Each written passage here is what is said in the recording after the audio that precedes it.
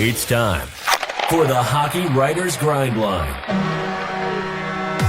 a weekly show covering everything Detroit Red Wings. Brought to you by our own iconic top line of Wings writers. Sit back and enjoy The Grind. Welcome to the Hockey Writers Grindline. I'm your host, Pat Brown. Joining me as always are my line mates, Devin Little and Kyle Knopp, and we are thrilled to have you here for another show.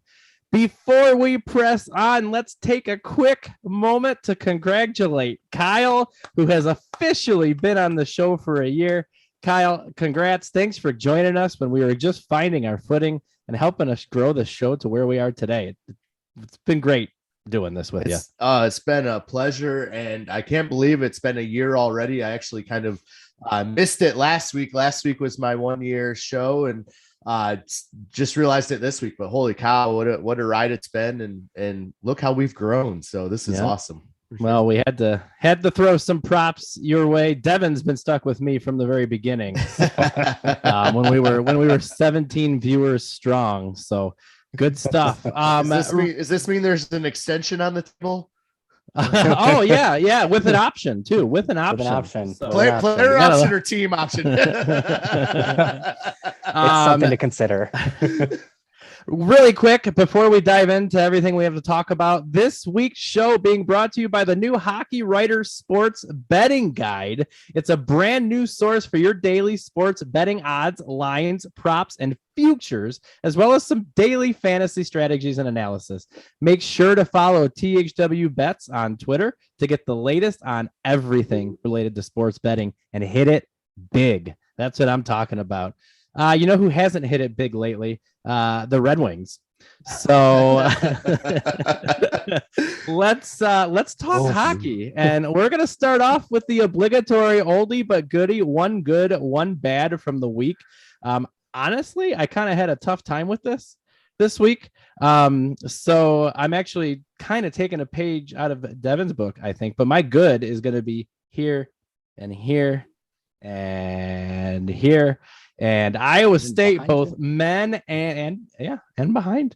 Both the men and the women in the Sweet 16 were filming on Friday. They tip off in about 30 minutes or so. So by the time you're watching this at home, it will already have been decided. But I don't care. Go Cyclones. That's my good, and my bad is going to be Michigan dropping out of the Sweet 16 yesterday. I'm copping out, boys. My one good, one bad are college basketball, and I'm sorry, but 'tis the season. Kyle, we're coming over to you. One good, one bad for the week.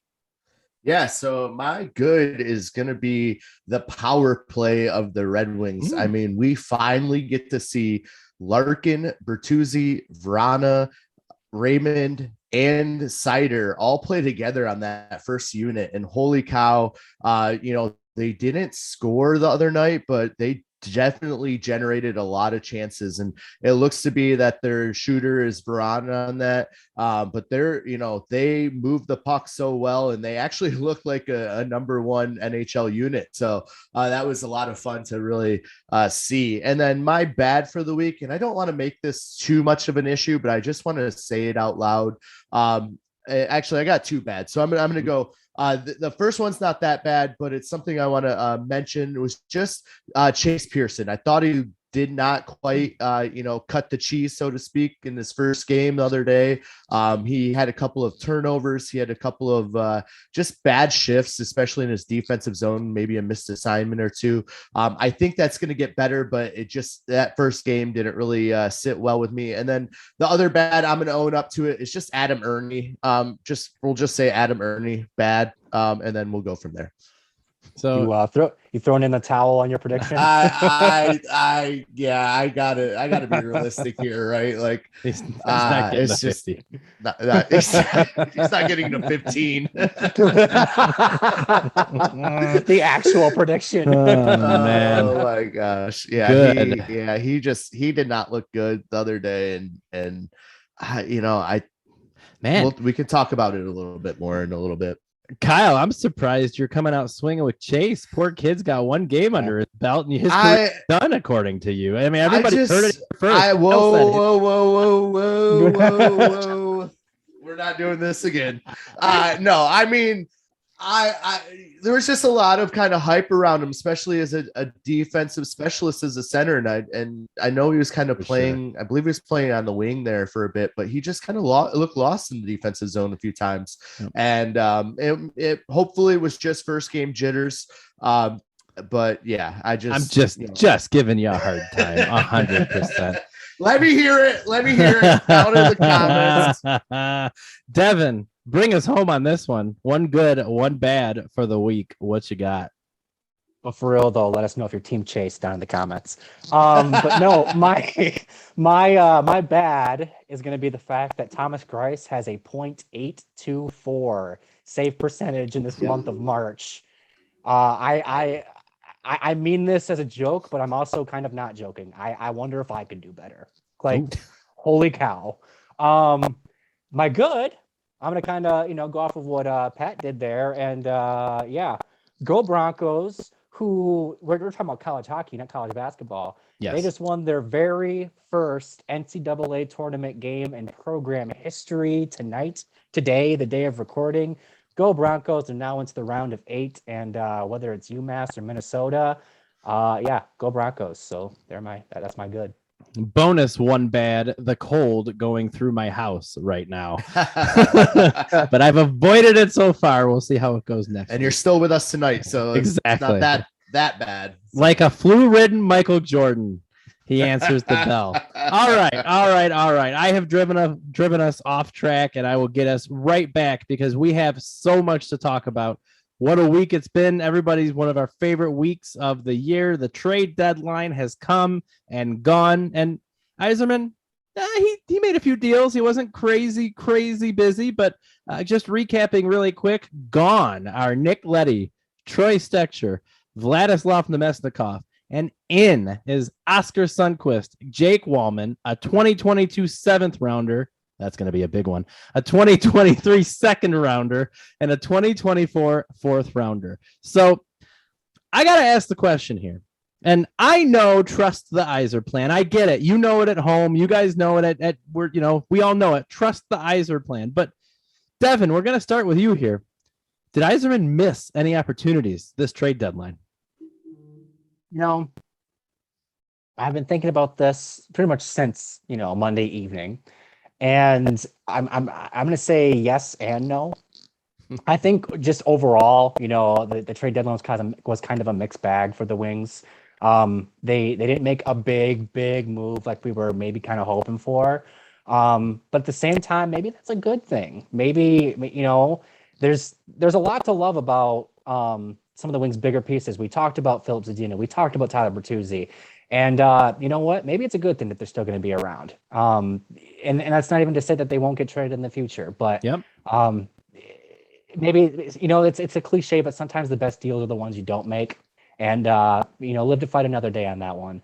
But at the same time, the Troy Stecher deal, like you said, the 7th rounder is going to be a big one. And I feel bad because that's very much just like a product of circumstance because Stecher missed most of the season with that injury. And then even when he was in, Gus Lindstrom passed him on the depth chart. So the Kings basically were like, take it or leave it. And Yzerman was going to take it.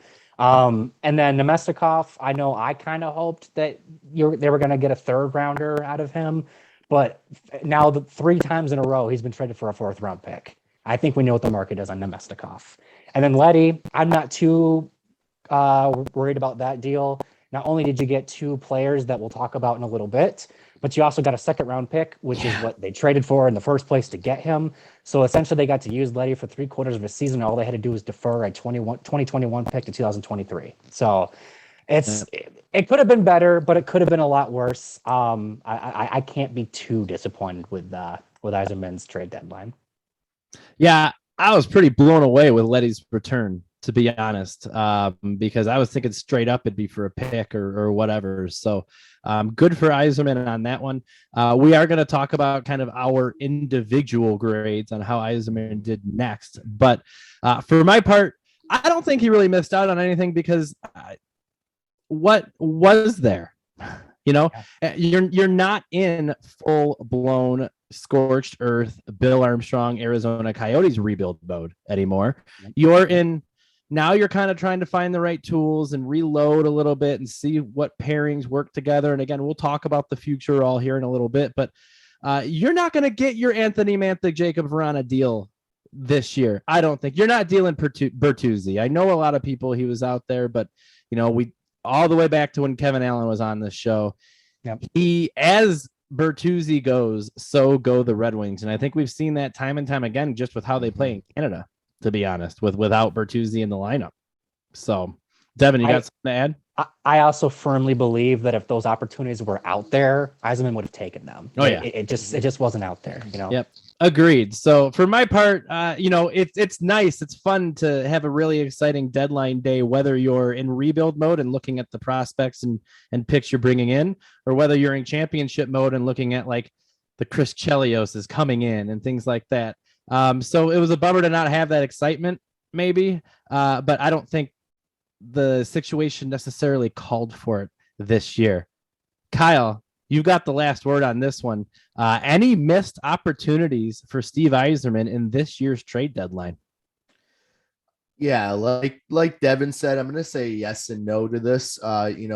Short answer, no, there weren't any missed opportunities. It's not like we're sitting here hearing stories of how, there was a deal on the table for Bertuzzi and Yzerman didn't pull the trigger, or, they were going to move Zadina for 2 firsts and a fourth. And you're like, well, yeah, obviously do that. And they didn't do that. Like there's nothing coming out that says that there was an opportunity that was missed for Yzerman. On the flip side of that, I think, Devin kind of hit the nail on the head that if there were opportunities out there, he probably would have taken them. So maybe the market just wasn't that strong for him. We had hoped Nemestikov was going to get a third. He was, there were a few players that fetched thirds that were not putting up the same amount of points that he has been putting up. But if you look at his market value across the 2 years, he really is only worth a fourth. So he really stayed true to his value. And I'm sure, and same with this Stetcher trade with the Kings, I'm sure that Yzerman tried to push for a little bit more. But when you don't have multiple teams bidding on a player, it's easy for those teams to say, no, thank you, and step away. So in terms of that, I don't, I wouldn't say Yzerman missed any opportunities in that terms, but I also think that maybe there could have been opportunity to pursue 1 or 2 more players further that they didn't look into. And those 2 players might be Mark Stahl and Gagne. And I think those are 2 veteran players that probably could have been pushed to be dealt a little bit more to get them somewhere on a playoff contending team. But at the same time, I think they're 2 players that understand where they are in their careers and they're happy to be in Detroit, and they're going to provide a different type of value moving forward to that locker room. And so they kind of bought into the long-term picture of being a mentor as opposed to playing for a cup. So I don't necessarily think that there was a missed opportunity to not move those players more than this is where they want to finish off their career. And they want to be that, bridge for the next group of players. Sure. Yeah. Makes sense. All good perspectives. And we're going to roll this right into, and Kyle, I think we're going to stick with you here. What grade do you give Yzerman and the Red Wings for this year's trade deadline? Yeah, so if you go over to our print version of the grind line, we actually just released trade grades, deadline grades on last Monday. And I gave this overall a B+. And, I think the Leddy trade, like you said, I believe, Pat, it was you that just alluded to it. We got him for basically 3/4 of the year for free, plus 2 extra players. We moved that pick from, it was Devin, it was you. You moved that pick from 2021 to 2023, which in my opinion is a much deeper draft. Yeah. And so I was super excited. I wanted to have a top 10 pick, top 5 pick in this year's draft versus either of the prior 2 drafts. It's not likely going to happen. Who knows? Fingers crossed. But but I think you're getting the exact same pick you gave away in a much deeper draft, so therefore you just get the player for free, and you're getting two players in which we're going to talk about in a second, and I am very happy with. I like these two players. I like the grit that Sundqvist brings to this team. He's a big right-handed shot that can play down the middle or on the wing, and Walman's looking good, and this is going to be an opportunity for him to shine. He's going to have to play about 80% of these games to remain restricted. And so they're going to play him. So you're going to see him a lot. The only qualm I have with this trade is he's wearing number 8. It looks really weird. And I think if we were to bring Igor Jr. on again, he would say, I don't understand what's going on, but no, that has thrown me off a bit. But he looks good out there. And like, we're going to get into that. So So to give the grades, I give that one definitely an A. That's bordering on A+. I mean, you're basically getting two key pieces coming back for nothing. I mean, you're swapping for a better trade, better draft. And then, the Stetcher, again, it's a circumstance trade. The 7th, that's the best we're going to get. I gave that I think I gave it a B- C+ area. I think, I'd love to get more, but you're not going to. And then Nemestikov, we were hoping for a third. He's only worth the 4th. I gave that a B. So I think overall this is a B+. It was a good deadline. I think the moves they didn't make are also resounding in what they're trying to send a message to the team as a whole for next year moving forward. Makes sense. Devin, coming over to you. What grade do you give our fearless leader, Steve Yzerman, on the trade deadline? Well, first, real quick, Kyle, I thought that your Sparty was showing for a second with your comment about number 8. I thought you were referring to Abdicator for a second. Oh, that's funny. But yeah, Larionov too. Yes. Yeah. I forgot he wore that number too. At least he was a forward, though. For a year or two. Just for a couple of years. Yeah. My age is showing. Anyways, the article that Kyle alluded to, I gave it a C+. C for me is average. So I gave it average with maybe a little bit of upside. I think I could be talked into it being a B-. The Letty trade was good. I'm not going to say it was bad. It's just again, I was really hoping for more out of Nemestikov, and I was hoping that maybe there'd be a big move in some way, some shape or form. It just didn't wow me in any way. So C+, I'll stick to it. But if you want to talk me up to a B-, be my guess. I do. Yeah, for what it's worth, I was always trying to talk that C+ into a B-. So I will continue to this day. I was literally going to say, for what it's worth, Devin, I give Steve Yzerman the exact same thing I did coasting sophomore year in geometry class, C+. B+. Just enough to get by and look respectable. You said, a C is average. It was pretty average, maybe just a tick above, but nothing crazy. So really good perspective. We got to move the show along here, and I'll take responsibility for that one. But don't forget, check out the Hockey Writers Sports Betting Guide to get your daily sports betting odds, lines, props, and futures, as well as daily fantasy strategies and analysis. Some of this stuff is just incredibly spot on. I swear, it makes me think it's like some Back to the Future Part 2 stuff, like Biff goes and grabs that sports almanac and all of a sudden he's got all the answers. So make sure you check it out. Get that money, references, get those bets. It's great. It's good stuff. So, all right. Our bills are paid. If you're going to the THW betting guide, your bills will be paid as well. Yes. Yes, they will. Let's move on. Yes. Let's move on because we've still got a lot to talk about. And Devin, I got to reference an article that you dropped this week, just a few days ago. And I'm going to try and get through this as quickly as I can. There's a little bit of ground to cover here, but Devin actually released an article that I want to talk about earlier this week on key takeaways from Steve Yzerman's 2022 trade deadline presser. And let me tell you, the fearless leader had some interesting things to say. For example, on Jake Walman, he said, quote, "We think he has a chance to be a regular in the NHL and just hasn't been able to do that behind a pretty good defensive core in front of him in St. Louis." The plot thickens. On Jeff Blashill, quote, The last 6 weeks of the season have been disappointing for all of us, give or take the last 6 weeks. Jeff and I will sit down at some point and talk about our team and where we're going with our team, what we need to do. But I don't think this is the time to discuss our coaching staff or our coach for that matter, end quote. And by the way, that came in a question on him during the trade post-trade presser. So that was good. On my boy, choo-choo, Jonathan Berggren, quote, we're in a dogfight for the playoffs in Grand Rapids, and that's important. I want to make the playoffs, so I kind of trade that off with seeing him up here. Oh, Stevie, you're killing me.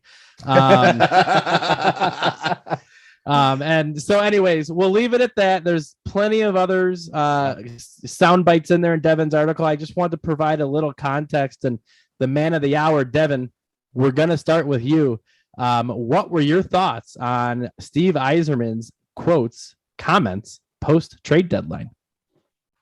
Well, I know everybody's going to zero in on at least one thing here, and that would be the coach. Mm-hmm. I think that was the most lukewarm he's seemed about Blashill since he's taken over as general manager. He's always been quick to throw in a compliment or have Blashill's back whenever anything about him's brought up. Even, in the article I mentioned last year when it was brought up after the deadline, he said very quickly and decisively that we'll sit down after the season's over and we'll discuss his future. And of course, we know he got an extension. This year, instead of being like, we're going to discuss his future, he goes, the last 6 weeks have been tough. So that means, at the very least, Blashill's seat's hot. Like, I don't know. I wouldn't jump to conclusions and say he's done, but I would say at the very least his seat is hot. The other thing, Berggren, and that this is something that is kind of near and dear to my heart, being a Grand Rapids native. I think that there is a value in the Red Wings, in the Griffins having a good, making the playoffs and having a fruitful playoff run. And if you bring up Berggren, I think you pretty much doom their playoff chances. He's a very important player to that team. And as much as it would be great to see Berggren up with the Red Wings, I think, last week I said I'd like to see him up. There is a good point to be made there that if you take him away from the Griffins aren't going to make the playoffs, and then you lose that development opportunity for the players that are down there. So I think I would love for you guys to debate that in the comments, because I think that you could go both ways with that argument. And then the last thing, you had mentioned, what was the other thing? Blashill. There was the talking about Jake Walman.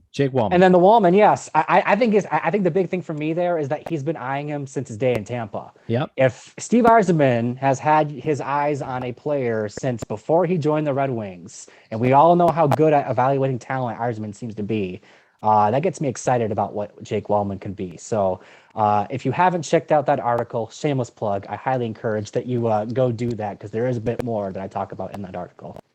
Absolutely. Good stuff. And basically what I took, Devin, from what you just said is that basically Jonathan Berggren is too good to be called up right now, is what you're saying. Literally though. Too good. So, yeah, that's what I took from it. Choo choo. Kyle, coming to you. What do you make from Yzerman's post-trade deadline presser? Hit us with it. First and foremost, hit the pause button. Go over, read Devin's article right now if you have not. That was a great article. Devin lays it out perfectly. He just pretty much talked on everything.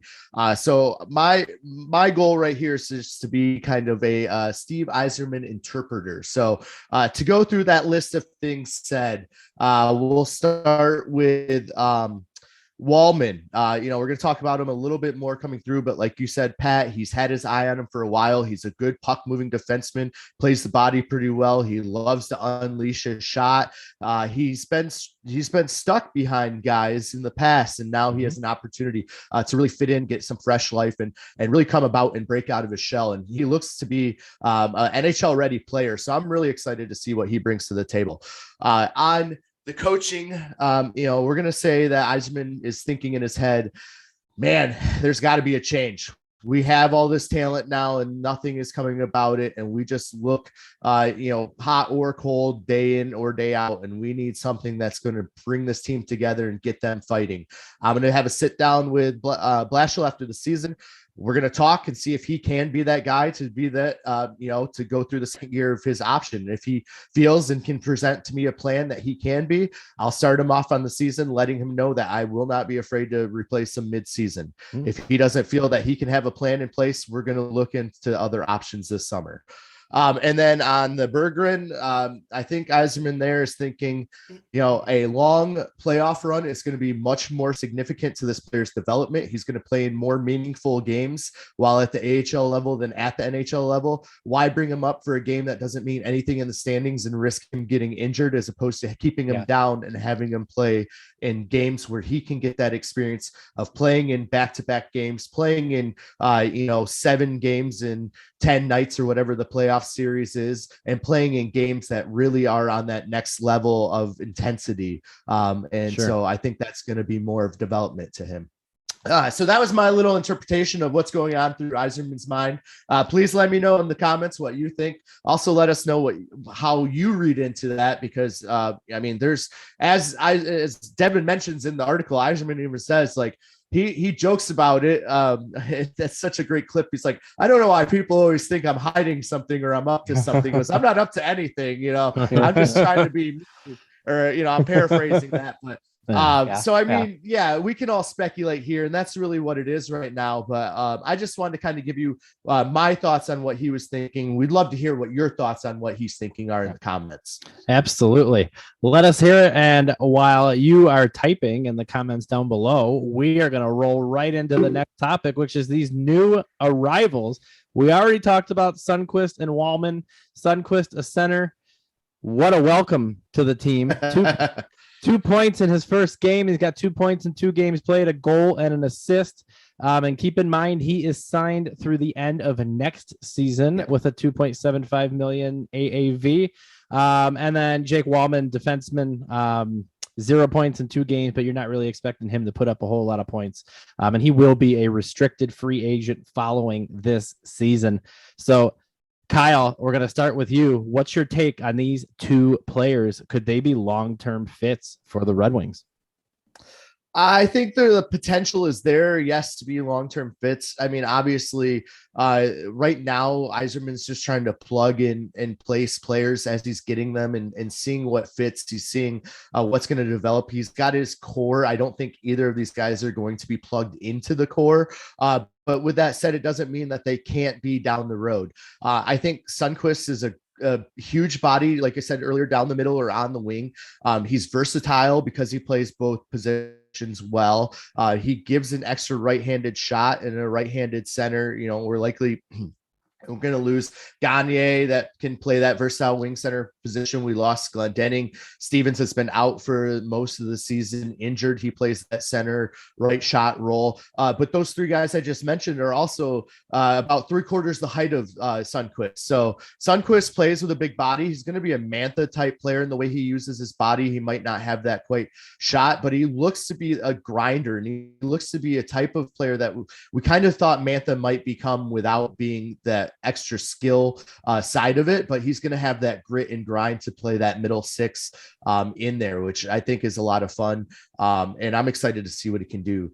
Walman, like I said, I don't have his stats up right now. I don't know if you do, Pat, from the last couple of games. If you do, how many shots does he have? I don't have that up. Okay. I have everything off of my screen so that the camera works. He has at least 1. I can confirm that. He was cranking him. I don't know if he hit the net, but his shots attempt are going to be up there. He moves the puck well. He skates the puck well. He's really good on his edges. He makes space, which is really good. He's bigger, but he's agile. He can move the puck well. I like what he's brought to the table so far. Like I just alluded to, he's been uncorking them from the blue line. He's not afraid to shoot. And he plays physical as well. So I'm really excited to what they can bring. I'm really excited that Walman is going to have to play almost all these games, because it's really going to force him to kind of step out and prove what he can do. And so I think this is going to be a real big test for himself, and then also for Yzerman in the front office. Makes sense. Walman has 6 shots. I just looked it up. 6 shots in 2 games. That's bad. Pretty solid. Yeah. And those are ones that hit the net. So yeah. Exactly. Devin, let's hear from you. Sundqvist and Walman. Is there a possibility there? Could they be long-term fits for the Red Wings? All right. So here's the reason why I love that Yzerman got these players. One, Sundqvist. Letty was the Red Wings' only player in the dressing room who had won a Stanley Cup. Sundqvist has two. He won with the Penguins and three. He has three championships, 2 rings. Yep. He won both with the Penguins when they won back-to-back, and then he won with the Blues. Also, like Kyle alluded to, he's kind of that grinder player. I think that Sundqvist is kind of a right-handed, more gritty version of Vlad Namestnikov. He can kind of, you could put him on that line with Raymond and Larkin. I think he'd fill the exact same role that Namestnikov was. Yeah. Now you look at Jake Walman, who he may not have any points yet, but you see him lugging the puck through the neutral zone with confidence. You see him facilitating play. You see him winding up on the blue line to take these big shots. He's looking like every bit of an offensive defenseman that Nick Leddy was. So, and much younger. And much younger, yes. So basically, the way I see it, Yzerman replaced 2 of the players that he traded with players that, are basically the exact same version of those players. Just maybe, one could be, and then the other one is similar, but a little different. And he got a 2nd-round pick on top of it. It's one of those things where it almost reminds me of replacing Mantha with Vrana, where they're very similar, just different. Vrana or Mantha was more power, whereas Vrana's more, shot and skill and speed. Finesse, exactly. Do I think they're long-term fits? I think Walman could be because he's just a bit younger and they don't really have, that left side of the defense is very much open. And I think Sundqvist could be a fit in at least the short term. I think he's going to be with the team to start next season. As for, the long term, we'll have to wait and see. But like I said, I love that Yzerman essentially replaced 2 of the players he traded away with players that could fill those exact same roles. It's one of those Yzer wins, if you will. Did Devin just talk himself into a B-? Maybe even a B? I might have. But if it's basically Yzerman is playing Billy Bean Money Puck, is what you're saying. Yes, basically is what. Yes. I like it. I like it a lot. Awesome. All right, we got one more topic. We don't want to spend too much time on it. We're coming up on time, gentlemen, but I do have to ask the question to end our show. Is this team, seeing what has happened in the last 6 weeks that Steve Yzerman referenced, in fact, kind of a tank, to be honest, is this team as far along as we thought it was earlier in the season when they seemed to be more competitive? And super quick, before I go to you guys, I think they are. I think they absolutely are. They're dealing with some injuries. Don't discount Robbie Fabry being out of the lineup and what that has done. But I'm going to quote Brett Hall from 2002 against the Carolina Hurricanes when he said, "I'd rather be old and slow than young and dumb any day." And basically, this team's young and dumb right now. We saw a veteran team back in 2002. This team is hitting a wall. This team has not gone through an entire NHL season, basically, collectively, at this level of hockey, and it shows. Now, I don't know what to say about Greiss. That's disappointing. But you think Nedeljkovic and, all the kids, the team is so young. They're hitting a wall. This was bound to happen. It's a game of averages, and things are averaging out. So I absolutely think this rebuild is where we thought it was. In fact, I think we all alluded to not that long ago, expect this, expect them to hit the wall. And I think it's here. So Devin, 1 minute or less. Is this team as far along as we think it is? I mean, I think you explained it pretty well there, Pat. I think that first time for everything. Give yourself some credit. But no, in all seriousness, I think that with some health, with another summer of growth and development, add a couple, maybe a couple more rookies into next year's lineup, this team's going to take another step forward. I still don't think they're a playoff team next year. I think they'll be challenging for it. Yeah. But I think that's still part of the plan. I think that this team is still heading in the right direction. Don't take this skid they've been on since February as a sign that things have gone off the rails. This is what we expected. The wall is here, like you said, Pat. I couldn't have said it better myself. I think that's a really good call out about next year and the competitiveness potentially vying for a playoff spot. That's going to be infuriating come trade deadline time when you're not sure if they're going to be selling or if they're going to be buying. So that's going to be an interesting scenario. But I completely agree with what you said that they're probably not a playoff team next year, but they're going to be close, and they might be. They might have the ability to sneak in. Kyle, you got the last word on your 1 year, well, a week after your 1 year anniversary. Is this rebuild as far along as Red Wings fans thought it was 4 weeks ago? Yes and no. Yes, because, like you both said, this team is getting close.